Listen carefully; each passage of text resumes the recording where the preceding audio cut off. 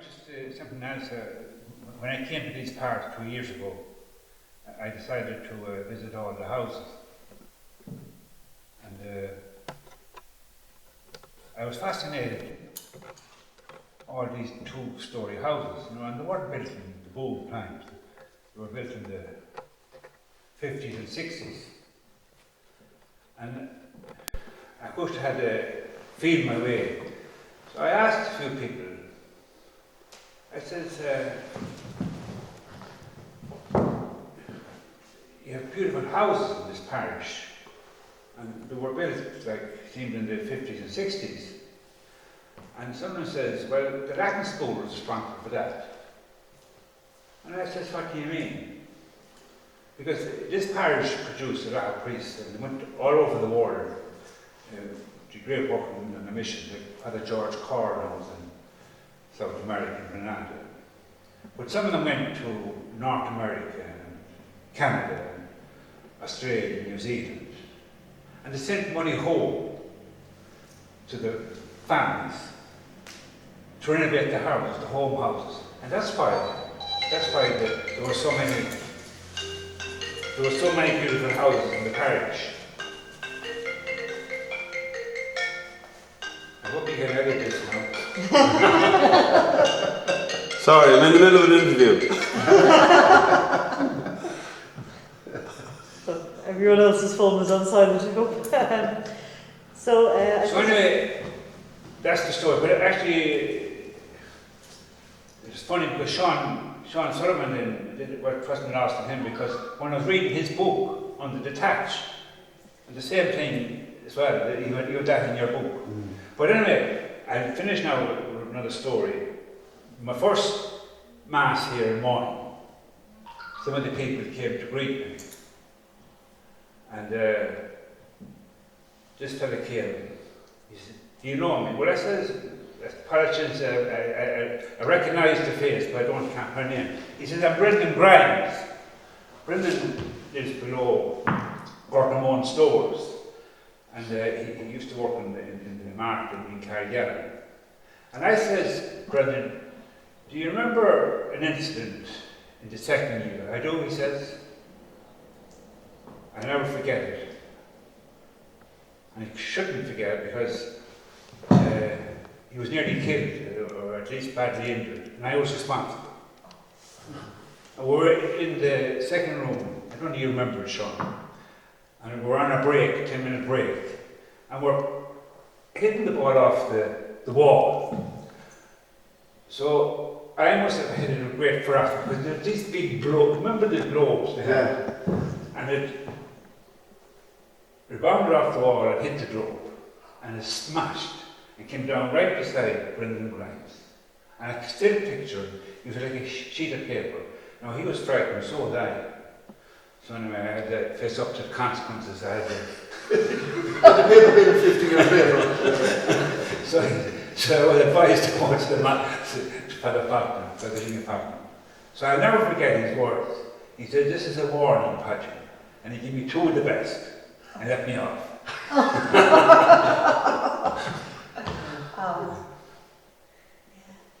Tell the story about the going, getting the lift or the pull with the... Oh yeah, I used to look forward to the market in Arba. Every Friday was a pig market in Arba, and the fair day. Many of the days went to both. But anyway, we used to get there'd be always be tractors and trailers coming home, and we get a free pull. We'd latch on to the trailer, and we'd be pulled to the doorstep. And of course our parents delighted, because I was home early, and we do a lot of work, like deep potatoes and big potatoes and work on the bog. And just working on the bog reminds me of another story. I was doing visitation up in Aidan Moor, and I was in Matt Gray's house. Matt is a brother of Frank Graves, who's responsible for the Latin book for the Ned Boyle. I says, is Aidan Moor bog, or is Turner bog far from here? No, he says. You just go back down. See, I always entered the bog from the Tar Road, but I never did enter from Aidan Moor. But I said, I'm going to stop this visitation now and go back and explore and find out where I used to cut the turf. I used to cut the turf with the slade and the breastplate and all the rest of it. So anyway, I got lost. There was plenty of bog, but I couldn't pick out my bog. And there was three fellas, and they were dressed in high-vis jackets. So I stopped, and I let down the window. I said, I'm lost. I said, I used to cut turf here in the bog when I was a youngster. And I was just wondering where my bog is. Father Pat, that's your bog there. And then I made a huge mistake. I talked about Brendan Grimes. Brendan Grimes is married to Bree Riley from town. And I said to the fellow who answered me, I says, I used to make tea in the bog and by the night, and I used to go up to a house with the name of Riley's, and had a nickname, and people were very sensitive to nicknames then. And I says, it used to be called the Jockey Riley's. I'm one of the jockeys, he says.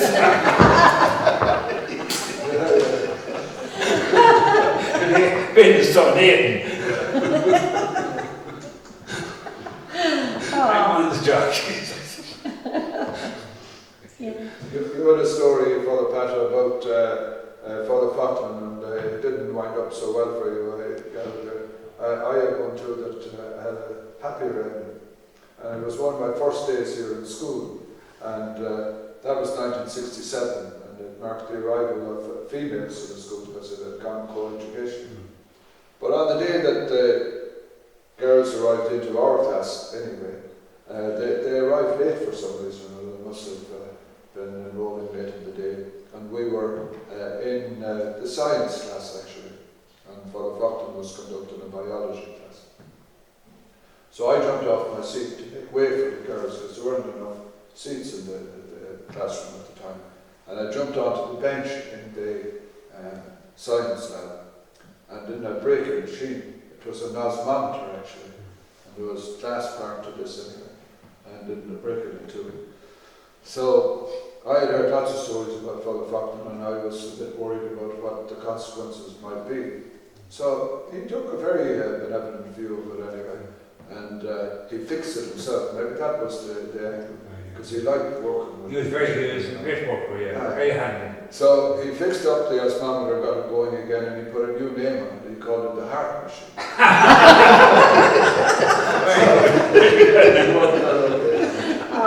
But Father Fotland was a bit like the Club Goldgrain in reverse. He had a crusty sort of outside, but he had a very tender heart at the same time. Oh, yeah. He was always looking out for He was stern, he was a the little hard. welfare of the students at all times. It was a very simple sort of school in many ways, like in our time here, and I'm talking of the 1960s. And I recall one day in the room we were sitting here, Father Fotland was the principal. He came in with there was a survey sheet sent out by the Department of Education to see, I suppose, the standard of the schools. And he took it out and he started laughing at it, and there was a series of questions, and we'd give the answer. He'd say, is there a library in the school? No. Is there a science room in the school? No. Are there playing fields with the school? No. He read out all of these, and there was only one question out of about 30 that the yes was the answer, and that was, is there a globe of the world? And that was the nature of the school at the time. There was absolutely nothing in it. But the reality was, only for it, all of the people around here, wouldn't get a secondary education. No. That was the wonderful thing about it, but it was a fairly innocent school in that way. It had five rooms, 5 teachers, 5 classes. And the first year room was twice as big as the other ones, and there was 40 in first year. Now this only struck me in recent years. The other rooms, you see, were much smaller, and they only held about 20. So only the first 20 in first year got into second year, and if you wouldn't get in for love or money, there was no way you were going to get in. So that's why there was so many kept back in first year. But then once you got into second year, it was plain sailing because there was room for the whole 20. So that was the logic of why we didn't know why you were all kept back. We thought it wasn't necessarily that you weren't good enough for second year, but there wasn't room for you in it. Cut off point. Yeah. There was a man that we used to pass by on our way home from school, and Paddy Curry. Paddy was called the Tiger, and he wasn't called Tiger for nothing. He was a big, strong man. He used to be a bouncer on these bar dances. But he had a beautiful orchard. He lived, I don't know whether in town, Shanmara or Connacht, but only along the side of the road. You probably know it. So anyway, he had a beautiful orchard. And there was a good group of us going home west with Big Pat Carrigan, Murray from Vogue, Seamus Riley, Seamus the jockey, and Mickey Kieran. So anyway, we decided we used to go down to Ballinmuck every Friday to collect his pension, and he'd stay back and drink a few pints. So we decided anyway this Friday to treat ourselves to a few of his apples. So we walked, and we could go across in front of the house. But there was a fence and this thorny wire, you know, the bull wire. So I was the last, and the back of my trousers got caught in the wire. And I was trying to release myself. And the next thing, the door opened, and out came Paddy. He wasn't. And I will never forget what he said to me. Lennon, he says, I give you 3 kicks, and the last will be as soon as the first, they'll come so quickly. And he kept coming to me. So I like the boat, I pulled away from the wire and I filled my trousers behind me.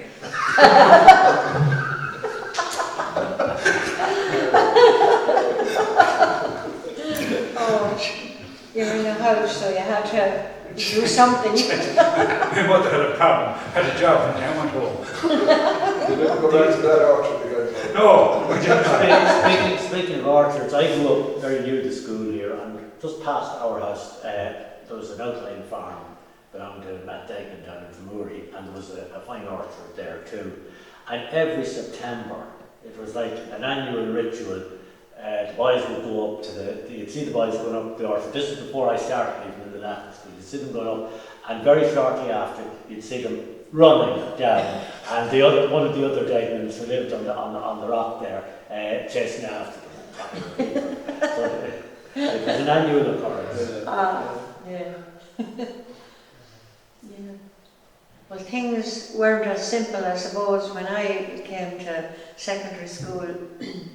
I was enrolled here for the Latin school, but the community school, the building wasn't quite ready. And so the first years had to go to Ballinmuck to the Tech. And the second years were here in the Latin school. And the third years were over there in Ballinmuck.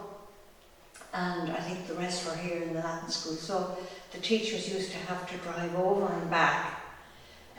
You know, at break times, I suppose, they'd have, according to their timetable, you know. But there were good times too. We had great times. We had a lot more subjects that we could learn, you know, when it was here. As Sean said, in the 60s, you had your Latin and your Greek and your English and your maths and science, of course. And in the community school, we had a wider range of subjects. We had home economics, and we had art, and we didn't have music. That was just the one lack, and a sad lack, I suppose. But it was a wonderful time too, the new community school. It was very exciting when it was opened. And we were taught all about the Latin school and the hedge schools before. So we always held that pride. And Colin was saying earlier about the lovely atmosphere here, the friendliness that you experienced here. And that carried through to the community school. And Father Pat and Sean were saying, you know, the answer to the questions was no playing fields, no nothing, no special science or money, but yet they had everything. You had everything here. You had camaraderie, you had lifelong friends, you had the world was your oyster, really, with nothing. with nothing but everything. You see, there was enormous mystique attached to the school. I mean, among the community, Yes. that the people who went to it knew what it was. But within this general area of Columcille, Ryostrong, Patras, Ballinmuck, there was an extraordinary mystery and mystique about it. There was big trees in front of it in my young time. So, and nobody would be in it, really, except the students, I would say. It wasn't sort of a place like national schools would be used for car drives and for meetings, but I don't think this would have happened with this. So what happened behind them big trees, nobody knew. And then Latin and Greek, there was a fierce mystery attached to this whole thing. And then producing Somali priests. It was looked upon with awe and wonder, really. And the other aspect to it, of course, was that it's so different from now, is that everybody up to 67, when the free buses came down O'Malley's big scheme, everybody was coming on bikes. And it became a very long journey, something. You know, I was one lad that was in my class, and he cycled over 12 miles from Mullinarthur every day. There was ones down from Clune and down towards Newton Gore that had done the same. And on a wet day to start off on a bicycle and get a wetting, it wouldn't be so bad going home, you could dry yourself. But coming in the morning was a devil and get wet. And it's hilly country, of course, no matter what way you come with mine, it's not as if it was flat country up into there or someplace. The other thing I'm thinking of too, that even I remember Sean Riley started teaching the same day as us, me and you, Pat, in 1962. And Sean came on bike from Cornfane. I don't know how long he was coming before he had a car. It was his first teaching post, and he came on a bicycle. But it was tough, and you know there was a lot of you'd get a right walloping, but that added the mystique to it. You know, it ran off as like water with a duck. I mean, to get a good baiting and to hold your nerve like you weren't going to start crying or something. You know? And that all added up to the mystery of it. You know, it wasn't you'd be real sissy now if you I think you almost enjoyed it. It was like at a match getting a skate and giving it to the other fella. Getting a baiting like that, we just took it on the chin. It was just part of what was there. Passage. It wasn't, you were certainly weren't going home and letting on, or you get another doing, you know. But that was the nature of the schooling at the time. I suppose the thing you'd have to say about it though, and we were talking about this earlier on among ourselves, is the curriculum by modern standards was very, very narrow. There was the emphasis on Latin and Greek, which was down to the history and tradition of the school and the fact that it was preparing people for the priesthood. And then the other thing that Sean mentioned is the lack of facilities that would be taken for granted now in any second level school. So it must have been a huge sea change from people like Hudson then who went to a modern new school with all facilities and a huge range of subjects. Like Greek was taught here up until 1970. I did it even in 1970. We were the last class to study Greek. I think Latin went on to a few years. It did. I studied Latin with Patro McLaughlin. Oh yes. Yes, and I loved it. And it gave me a basis for, you know, French and English grammar, for God's sake. Yeah, everything. I loved Latin, and I loved Patro. He was a lovely, lovely teacher. He was a gentle man, and he just fired our imagination, and it felt kind of like a privilege to be learning Latin because of the background, you know, to it, you know. And no matter what modern facilities we had, it was a lovely thing to have. Or There's a wall here. That was the fifth year room out there. That went out the door. That's as it was. Yeah. The first year room came to where Captain is here, right? The fourth year room came from that down to the speaker. That speaker there, about you see the shadow on the wall. Where the stage is was the second year room, Pat, isn't it? That's right, yes. And the far one is still intact, the third room. So there's two of them intact. The outer ones are intact, and then the other three rooms were here, what you see now. Gosh, it was small. Yeah. so they're very small. Very Right. small. Yeah, Yes. it's amazing. When the numbers went up in the 1960s, there were prefabs over. I think they got an extra. They got a piece of land from Paddy Masters, Yeah. and there were prefabs over outside. It's interesting you make that point, Shane. It's my understanding that this was to be the first community school in Ireland. That's right. And there was a bit of debate locally about the location of the school. Initially, I understand that it was to be established at Gig Cross, which is in the parish of Drumlish. And then there was a rethink on that, and it was decided that it would be established here in Moyne, close to the secondary school here. And in the interim, they built the first community school in Ireland. I think it was in Coolmine in Dublin. That's right. I thought it was Coot Hill and Cavan. No? That's a comprehensive school. Oh, beg your pardon. Beg your pardon. Okay, that's my understanding of it. But going back to Catherine's point about her time here in school in Moyne, she spent her time in the community school. I spent 4 years here in Moyne, 1967 to 71. I arrived here in second year. I went to boarding school for my first year, and when free transport arrived on the scene, I was able to avail of bus service and I came here. But I have great memories of my time here in school.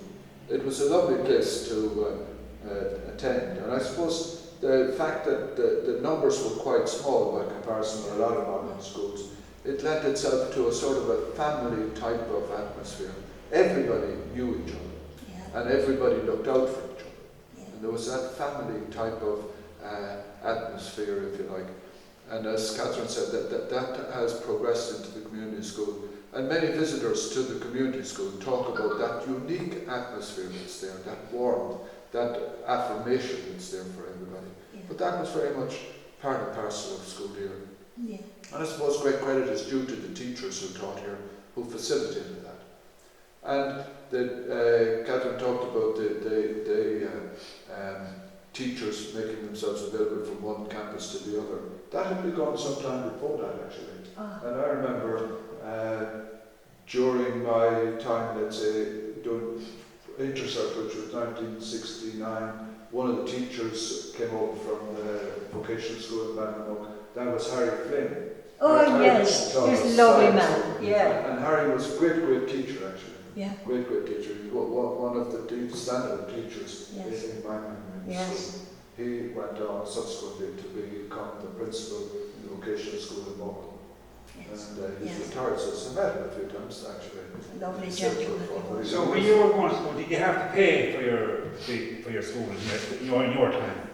No, that was Free education. free education came in 1967.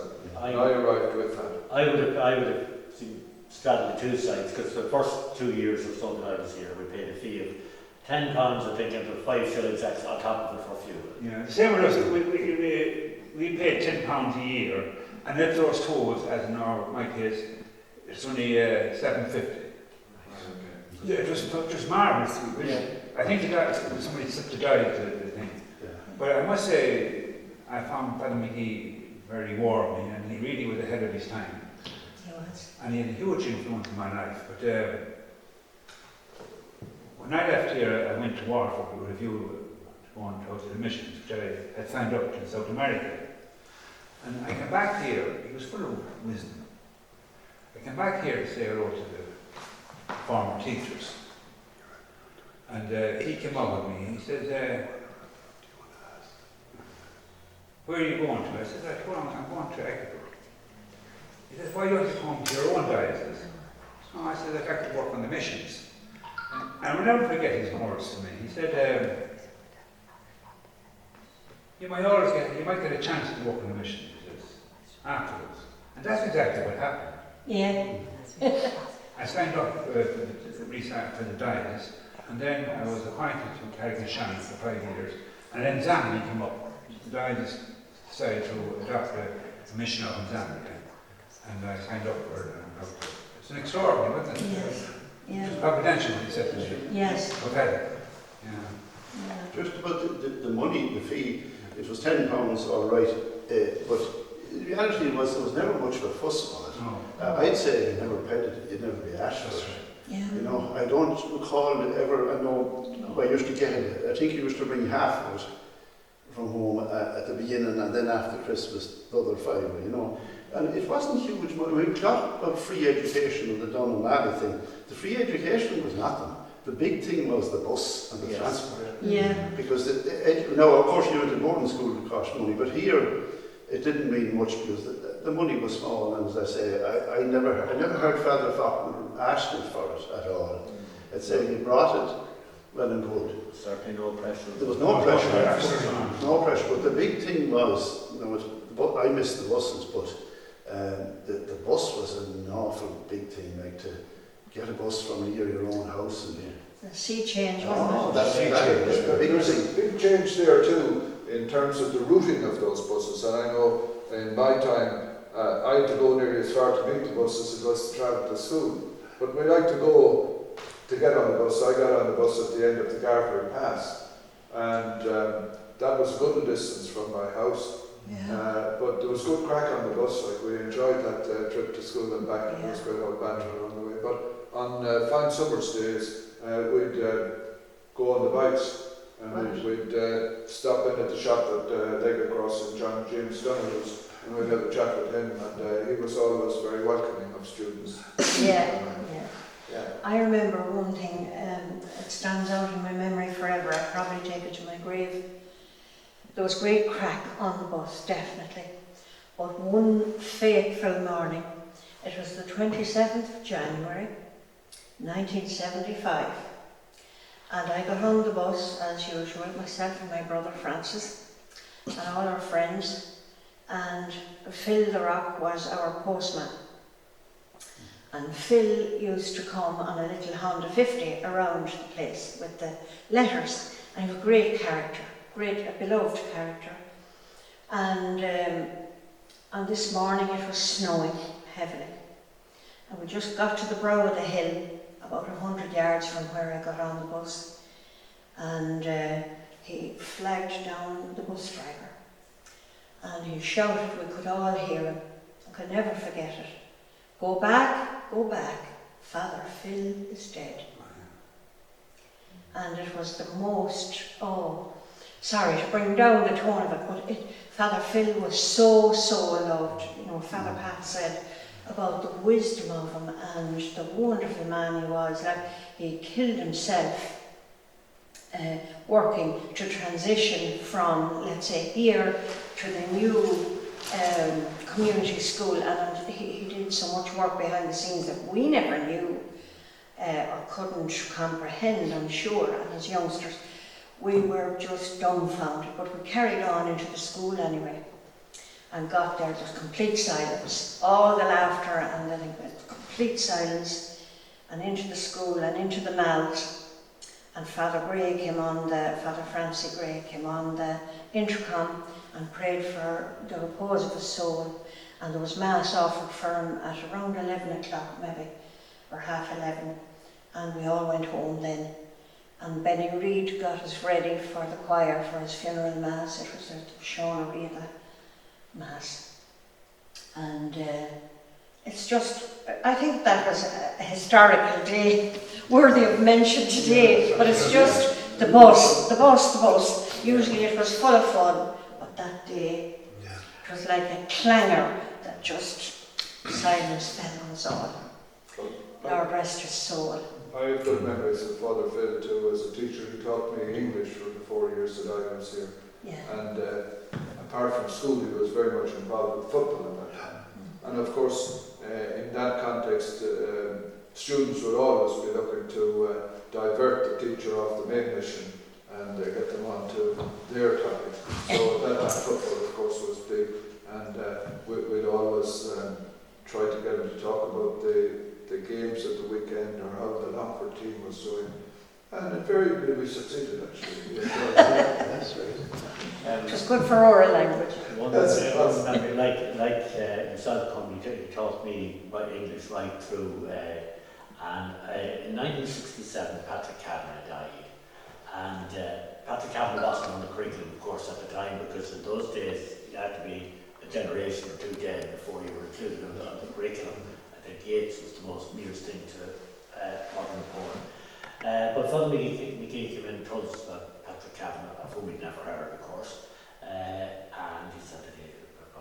poetry, and he come from a background, rural background, such as ourselves, and I think he read some of his poems. And something that always stuck in my mind, always remember, it's the first time I heard of Patrick Cavan. Yeah. Spraying the potatoes. I suppose you don't really think about it at the time because you're young and you're living from day to day, and you're not thinking about a historical context or anything like that. But looking back, we would all agree that it was a fairly unique educational institution. And I would welcome the museum because I think it'll be educational, but in a different sense, and it'll bring what has happened. It'll create greater awareness and bring it to a wider public. So I would look forward to it. Yes, yeah. It'll bring it to life in a way for youngsters. We'd hate for it to die with us. I know it's still ongoing, history is still ongoing over there in the community school and all that, but it'll be nice for them to know where it all started. But I'm actually thrilled that this is materialising, because even the title itself, the Latin School. Listen, Latin, I mean, that's unique in itself. Nowhere in the world would you hear a school be called Latin School. Yeah. And it's full of meaning. And I certainly, if this school wasn't here, I certainly wouldn't be here sitting David Leahy. Yeah.